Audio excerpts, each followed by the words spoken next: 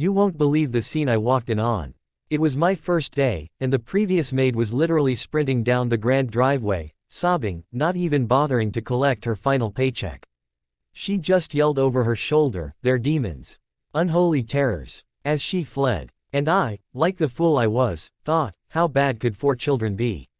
If you're new here, welcome to a story of shattered assumptions and the incredible power of a second chance. Trust me, by the end of this, you'll understand why this story changed my entire life. So, grab a cozy drink, get comfortable, and if this tale touches your heart even half as much as it did mine, please hit that like button and subscribe to the channel for more stories about the unexpected heroes we meet. The general's estate was less a home and more a fortress of silence and order. General Thorne was a man carved from granite and military decorum. He hired me with a crisp, impersonal interview, his steel-gray eyes warning me more than his words ever could. The children require structure. They have difficulties. You are the 12th candidate this month. The others lacked fortitude. The pay was astronomical, a life-changing sum that promised to wipe away my own struggles. I thought I was being hired to clean and cook. I was wrong. I was being thrown into a war zone. The 4 Thorne children were not demons, but they were ghosts haunting their own home.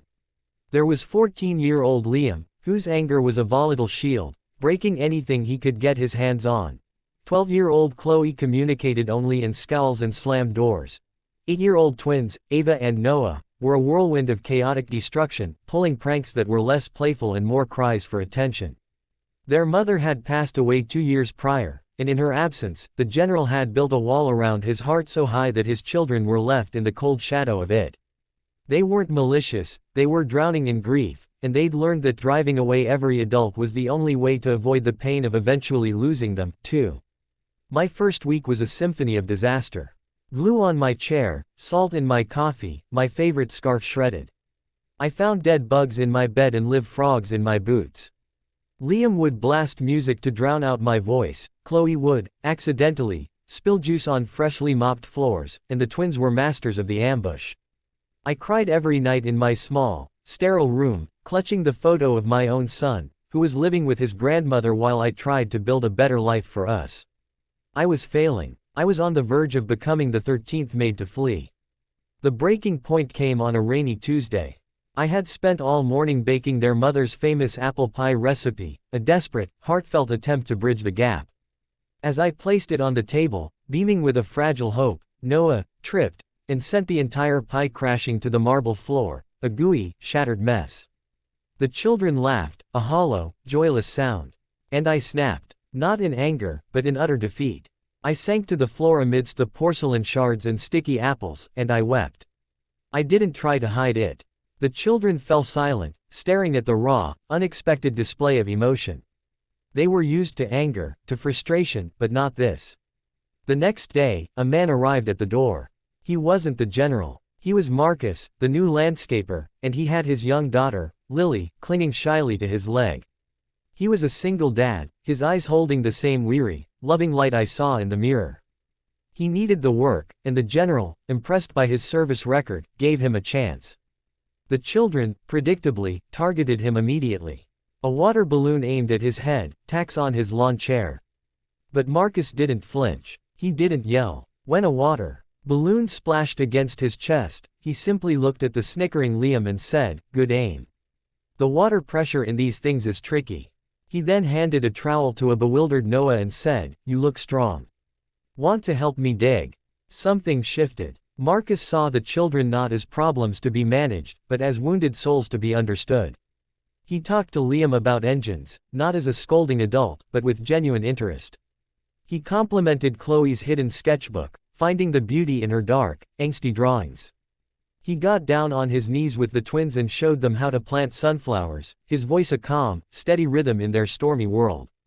And his daughter, Lily, with her quiet innocence, began to follow Ava around, a silent, persistent shadow of adoration. I watched this transformation from my kitchen window, my heart aching with a strange mix of hope and jealousy. Why could he reach them when I couldn't? One evening, I found Marcus in the garden, weeding a flower bed long left to ruin. "How do you do it?" I asked, my voice barely a whisper. He looked up, his smile gentle. "You can't command a broken heart to heal," he said. You just have to sit with it in the dirt and show it that something beautiful can still grow.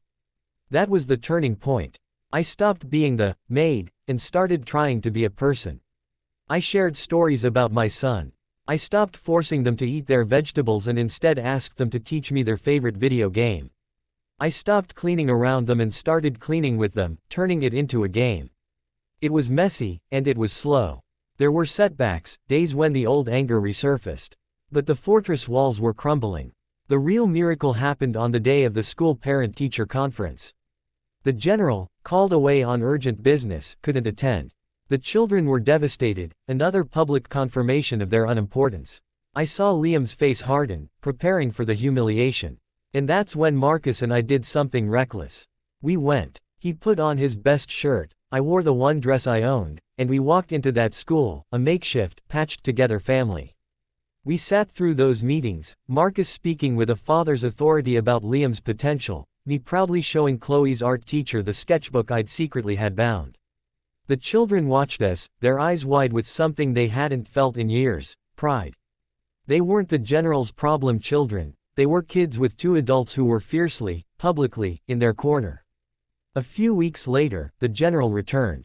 He walked into a home that was different. There was noise, the good kind. Laughter from the garden, the sound of Liam and Marcus tinkering on an old bike, the smell of cookies Chloe and I had baked together. He stood in the foyer, a stranger in his own transformed house, and for the first time, I saw the granite man crack. His children didn't run from him, they tentatively showed him their sunflowers, their fixed bike, their A on a science project. That night, I was packing my bag. My contract was up. I had survived. I had done the impossible. But my heart was breaking. These children, these beautiful, healing children, felt like my own. As I zipped the bag, there was a soft knock. It was Marcus. And behind him, stood all four Thorn children, their eyes red-rimmed and pleading. "Please don't go," Liam said, his voice steady, no longer laced with anger. "We'll be good, we promise," whispered Ava, clutching my leg.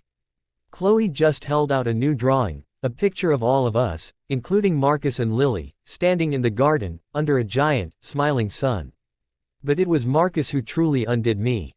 He took my hands, his own calloused and strong, and looked into my eyes. "Stay," he said, his voice thick with emotion. "Don't just stay for them. Stay for us. For this family we've somehow built together. I know I'm just the landscaper, and you're, you. But I'm begging you, keep us. Keep me." I didn't just stay. I came home. The general, humbled and awakened, didn't just renew my contract. He offered Marcus a permanent position managing the entire estate. The pay was irrelevant now. We had built something priceless.